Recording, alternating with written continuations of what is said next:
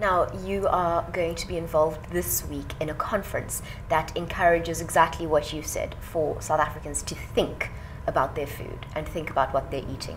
Tell us a little bit more about your involvement in the Food for Thought conference. Well, I'm part of two panels. One panel talks about the origins of food, the other one talks about sustainable supply chain. So my thinking for the conference really, is centers around, how do we begin to surface all the people, in the value chain, so that we can actually create benefits for everybody. How do you connect consumers to the growers, so that if there's a problem, for instance, with your carrot or with your piece of meat, you can actually go back to the person who actually produced this thing. I talk about, the people who are standing outside looking in, and the people who are standing inside looking out. If you really think about our supply chains, that's exactly what you need to be considering, because there are already people who are on the inside, they're looking out, but there's you and me and everybody else who are consumers who are on the outside, we're looking in. So how do we begin to surface everybody and the information? And the way to really think about this thing is if you imagine yourself, you're standing on one side of a lake, and what you want is on the other side of the lake, and you have a boat, but you also know that there's all sorts of dangers lurking under the water. The only way for you to know for sure, where to, which route to use to cross the lake, is basically to drain the lake. That's the simplest thing. So we basically challenging, me specifically, challenging South Africa to actually drain the lake that is called the supply chain, so they can actually surface everything that is bubbling beneath, so that we can actually know the proper route from a farmer to a consumer, not a retailer, from a farmer to a consumer, like you and me. We're going to talk about bright spots. And in the simplest way for me, I explain the bright spot is an unrelated story. A man lives in New York, he goes to Vietnam, he's asked by the Red Cross to go and have a look and identify the problem, why so many children under the age of 5 in Vietnam were dying of malnourishment.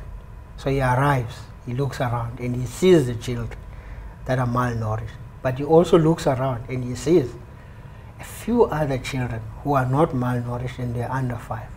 So instead of looking at the problem, big problem of malnourished children, he goes to the mothers of the children that are not malnourished, and he asks the question, what is it that you're doing differently? And the mothers tell him, oh, everybody here, they breastfeed, but the mother's body is not producing enough quality milk to support the growth of the child. We do something different. We breastfeed, but we also provide. The fish that we get and the spinach, we make it a liquid and we feed it over and above the milk. So it becomes a bright spot.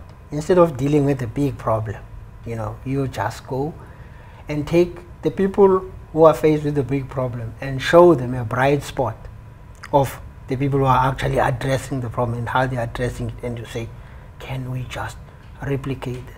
So if we're going to deal with bright spots in the value chains, for instance, we can't beat feedlots. They produce 95% of our beef, but we can actually take those who are interested, to create an alternative value chain and say, yeah, bright spots. Greenfields is a bright spot. It's in KZN, in Moy River. They have been producing grass-fed meat for a long time, and it's proven. We can talk about bright spots in aggregation of organic vegetables. You can look at the ZZ2 Mukezi model, instead of taking instead of creating commission-based markets next to the buyers, put it next to the growers.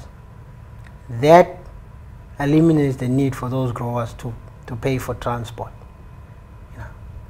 Now those people can actually grow and grow more food because they don't pay for transport, they actually pay for production. So it's those kind of things that we're going to be talking about. We're going to be talking about something that I'm very passionate about, which is, many years ago we spoke to a company. It's a big company in the Eastern Cape, which is a retailer, and we ask, can we get these women in these villages to actually supply you with the tomatoes that they grow so they can actually make money? And these were simple villagers. And we were told, no, you can't, because we've got conditions. And the condition, I want you to imagine, because I'm not going to name the company. Just imagine you live in Lanesburg.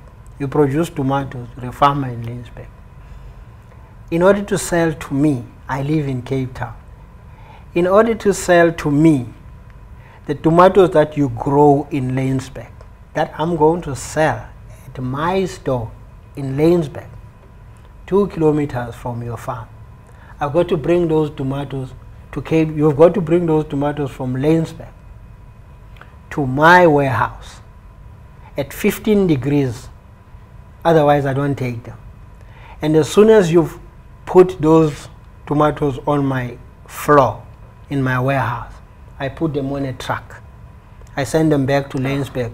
They arrive there before you get home. Really. These are the kind of things that we need to be talking about. So those are the things I want to put on the table and ask people to consider. Really, can we take tomatoes from Philippi and send them across town to be put on a floor in order to send them back to Philippi to a store? Why can't I just deliver the tomatoes to the store? I suppose the people who live in Philippi have got microbes in their stomachs that are accustomed to eating stuff that is around Philippi. Well, thank you so much for joining us today. Thank you very much, ma'am.